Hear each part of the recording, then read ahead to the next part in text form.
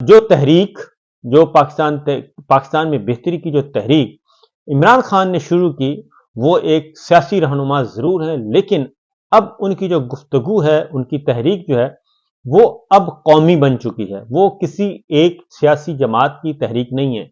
वो सिर्फ पाकिस्तान तहरीक इंसाफ के कारकुन या वर्कर की तहरीक नहीं है, बल्कि ये पाकिस्तानियों की तहरीक है। उसकी वजह यह है कि जो कुछ वो कहते थे, वो एक एक बात सच साबित हुई है।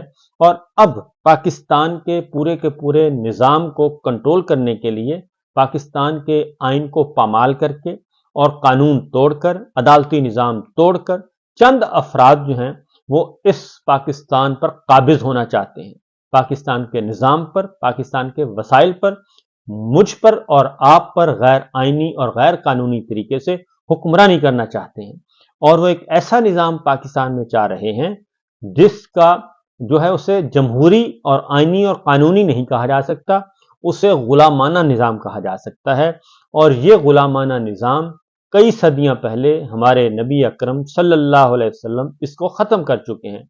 गुलामी नाम की कोई चीज़ नहीं है। हर शहरी के बुनियादी हक हैं, हर शहरी की इज्जत नफ्स है और हर शहरी की आज़ादियां हैं। उसको हमारा दीन भी प्रोटेक्ट करता है, हमारा दीन भी इजाज़त देता है और हमारा आइन और कानून भी इजाज़त देता है। और इन आज़ादियों को, इन हकूक़ को जो सल्ब करे, वो गासिब ठहराता है, वो डिक्टेटर ठहराता है और वो आइन शिकन और कानून शिकन कहलाता है। और ऐसे आइन शिकन और कानून शिकन माजी में भी बहुत आ चुके और इस वक्त भी मौजूद हैं। वो पाकिस्तान के अवाम पे कंट्रोल हासिल करना चाहते हैं। वो हमें भेड़ बकरियां समझते हैं और भेड़ बकरियों की तरह, गुलामों की तरह वो ट्रीट करना चाहते हैं। तो उस पे ज़रूरी है कि आप अपना एहतजाज रिकॉर्ड करवाएं, निकलें और निकलें अपनी आज़ादी के लिए, अपने मुल्क की आज़ादी के लिए, अपने हकूक़ के लिए, अपने बच्चों के लिए, अपनी बीवी, अपनी वालदा, अपनी माँओं, बहनों, बेटियों के लिए निकलना चाहिए, क्योंकि उनकी अस्मतें जो हैं वो पामाल की जा रही हैं। सरों से दुपट्टे खींचे जा रहे हैं, चादर चार दीवारी को ख़त्म कर दिया गया है और ये सब कुछ किया गया है पिछले 2 सालों में। अब बात उससे भी आगे बढ़ाई जा रही है और अब जो है वो चंद इंडिविजुअल्स, चंद फर्द हैं जो अपने इक़्तिदार और इख्तियार को दबाम देने के लिए ये सब कुछ कर रहे हैं।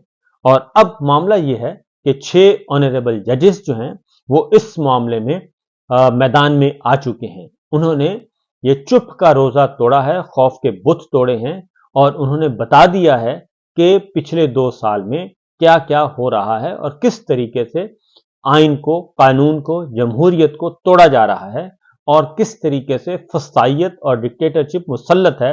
और यूजरपस जो हैं वो जिस तरीके से वो हमारे चादर चार दीवारी, माओं, बहनों, बेटियों की इज्जतों को पामाल कर रहे हैं, वो सारी बातें मंजरे आम पे आ चुकी हैं।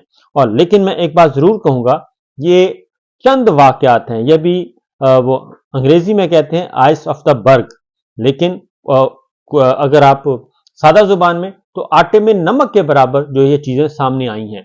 पहले एक आम आदमी, एक कारकुन, सियासी कारकुन जो है वो उस पर वावेला कर रहा था, शोरगोगा कर रहा था और ये चीज़ें रिपोर्ट हो रही थी, लेकिन हम सब इग्नोर कर रहे थे कि जनाब ये तो पाकिस्तान तहरीक इंसाफ का मसला है, ये तो पीटीआई का मसला है, ये पीटीआई के लोगों का मसला है, इसमें हमें पढ़ने की क्या ज़रूरत है।